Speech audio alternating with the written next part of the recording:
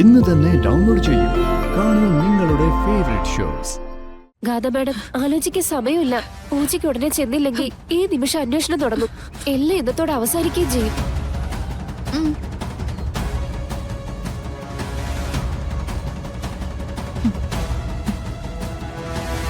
Sorry, ഞാൻ പറഞ്ഞില്ലേ പുറത്തു പോയി എക്സസൈസ് ചെയ്യാൻ.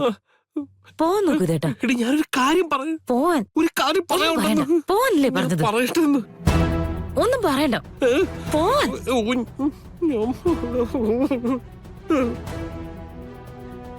നിർമ്മലേ, അച്ഛനും അമ്മയും മോളും മാറി മാറി ഈ കുടുംബത്തിനെ വിഷമിപ്പിച്ചോണ്ടിരിക്കുക. എപ്പോഴാ എന്റെ നിറം മാറാന്ന് എനിക്കറിയില്ല. പുറത്തേക്കുള്ള വഴി മറന്നു പോണ്ട മൂന്നുപേരും.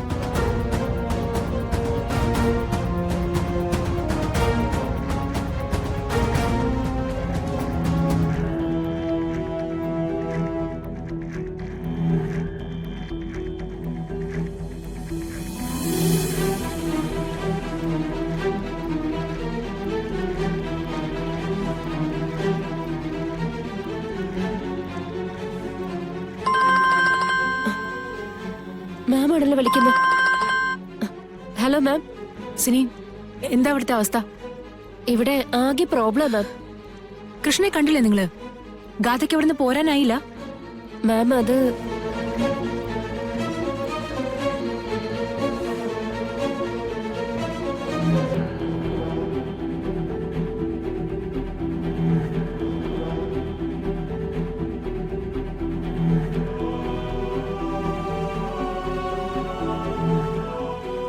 എന്നിട്ട് കൃഷ്ണ മുറിയിൽ അകപ്പെട്ടിരിക്കുക. ഇനിയിപ്പോ ആരും ഒന്നും അറിയാതിരിക്കണമെങ്കിൽ പൂജയ്ക്ക് ഗാഥാ മാഡം പങ്കെടുത്തേ പറ്റൂ. എങ്കിൽ പിന്നെ അത് ചെയ്യാൻ പറ. കൃഷ്ണയെ പോലെ പൂജയിൽ പങ്കെടുക്കണമെങ്കിൽ കൃഷ്ണ ഉടുത്തിരിക്കുന്ന സാരി ഗാഥാ മാഡം ഉടുക്കണം. വേറെ ഡ്രസ്സുമായിട്ട് പോയാ ജനലിലൂടെ കൃഷ്ണ അത് തരാന്ന് പറഞ്ഞു. പക്ഷേ കൃഷ്ണ ധരിച്ച വസ്ത്രം ധരിക്കാൻ പറ്റില്ലെന്ന് വാശിയില്ല ഗാഥാ മാഡം. ഏത് അവസ്ഥയിൽ അവൾ ഈ വാശി കാണിക്കുന്നത്? സിനി, ഫോൺ അവൾക്ക് കൊടുത്തേ.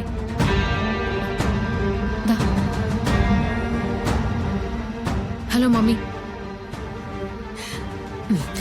മോളിപ്പോ നിൽക്കുന്ന സിറ്റുവേഷൻ എന്താണെന്ന് അറിയോ? എല്ലാം ഇവിടെ വെച്ച് തന്നെ അവസാനിപ്പിക്കാനാണോ നീ ഉദ്ദേശിക്കുന്നത്? ഞാൻ മാത്രം എല്ലാവരും പറയുന്നതങ്ങ് അനുസരിക്കണം എന്നാണോ? ഓ ഗാഥ, നീ ഈ കാണിക്കുന്ന ഈഗോ ഉണ്ടല്ലോ, അതിനൊരു പക്ഷേ നിനക്ക് നിന്റെ ജീവിതം തന്നെയാവും വില കൊടുക്കേണ്ടി വരിക. നവീനെ നീ സിൻസിയർ ആയിട്ട് സ്നേഹിക്കുന്നുണ്ടെങ്കിൽ, ആ കളരിക്കൽ കുടുംബത്തിന്റെ മരുമകളാവാനായിട്ട് നീ ആഗ്രഹിക്കുന്നുണ്ടെങ്കിൽ, ആ കൃഷ്ണയുടെ കയ്യിൽ നിന്ന് ആ ഡ്രസ്സ് വാങ്ങിച്ച് നീ ആ പൂജയിലൊന്ന് പങ്കെടുക്ക. ഇതുപോലെ നിനക്ക് സാധിക്കുന്നില്ലെങ്കിൽ ഇനി ഒരു കാര്യത്തിന് എന്നെ വിളിക്കണ്ട. സിതാര ശ്രീനിവാസ് അവരെല്ലാവരെയും ചതിച്ചു എന്ന് ഈ ലോകം മുഴുവൻ അറിഞ്ഞോട്ടെ. അതോടെ ഞാൻ ബിസിനസ്സിനും ഇറങ്ങില്ല, ഈ വീട്ടിൽ നിന്ന് കൂടി ഞാൻ പുറത്തിറങ്ങില്ല. ഓക്കേ, ഞാൻ ചെയ്തോളാം.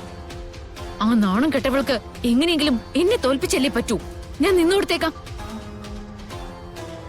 പ്ലീസ് മോളെ, ഒരാൾക്കും ഒരു സംശയവും കൂടാതെ ഇതൊന്ന് കടന്നു പോയേ പറ്റൂ. പ്ലീസ്. ഓ ആയിക്കോട്ടെ.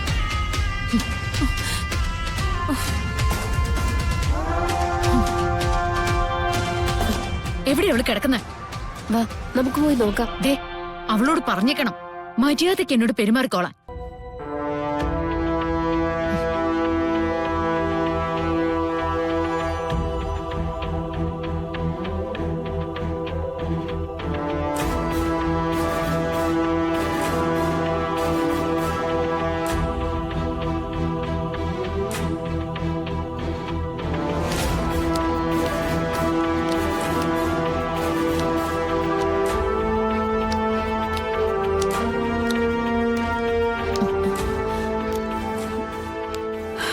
ഗാഥാ മാഡം, നമുക്ക് അങ്ങോട്ട് പോവാം.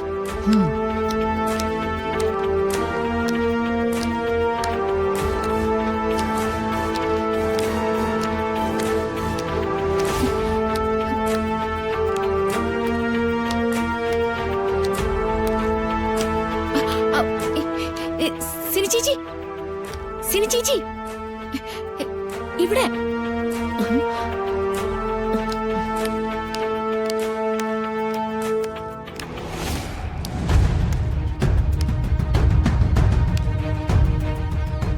ചേച്ചി, എങ്ങനെങ്കിലും ആ ഉദയനമ്മാവന്റെ അടുത്തുനിന്ന് താക്കോല് സംഘടിപ്പിക്കണം.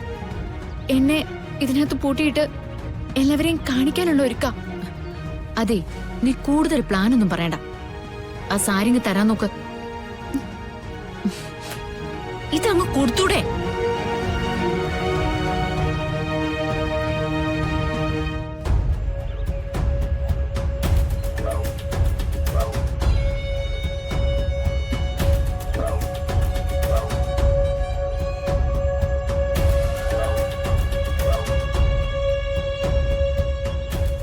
ഞാനൊടുത്ത സാരി ഉടുക്കില്ലെന്നൊക്കെ പറഞ്ഞിട്ട് ഇപ്പൊ എന്താ സംഭവിച്ചേ? അതിനെയാണ് കർമ്മഫലം എന്ന് പറയുന്നത്.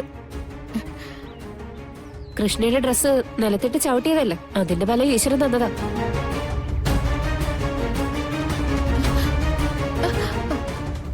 എന്റെ ഡ്രസ്സ് നിലത്തിട്ട് ചവിട്ടിയോ? ഏത് ഡ്രസ്സ്? ചോദിച്ചത് കേട്ടില്ലേ? അത് മുറിയിലിരുന്ന ധാവണി ഒരു നീല കളറുള്ള.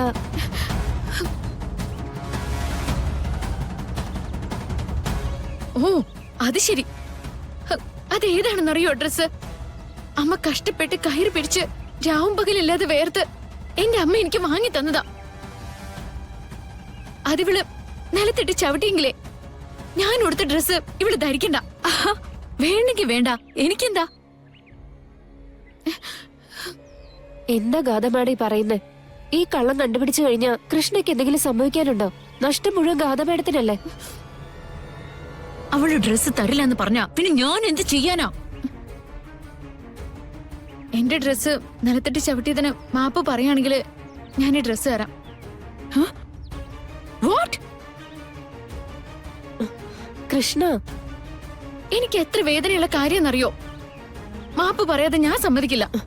ഗാഥ മാഡം, ചെയ്തത് തെറ്റല്ലേ, മാപ്പ് പറഞ്ഞേക്ക്. ഗാഥ മാഡം, ആലോചിക്കാൻ സമയമില്ല. പൂജയ്ക്ക് ഉടനെ ചെന്നില്ലെങ്കിൽ ഈ നിമിഷം അന്വേഷണം തുടങ്ങും. എല്ലാം ഇന്നത്തോടെ അവസാനിക്കുകയും ചെയ്യും.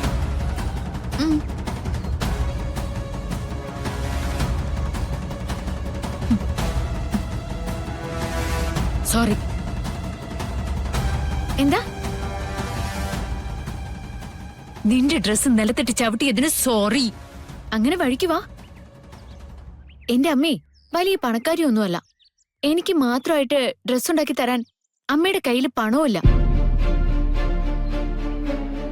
ഞങ്ങള് ദാരിദ്ര്യമുള്ളവരാണെങ്കിലും ഞങ്ങളുടെ അഭിമാനം ഞങ്ങൾക്ക് വലുതാ.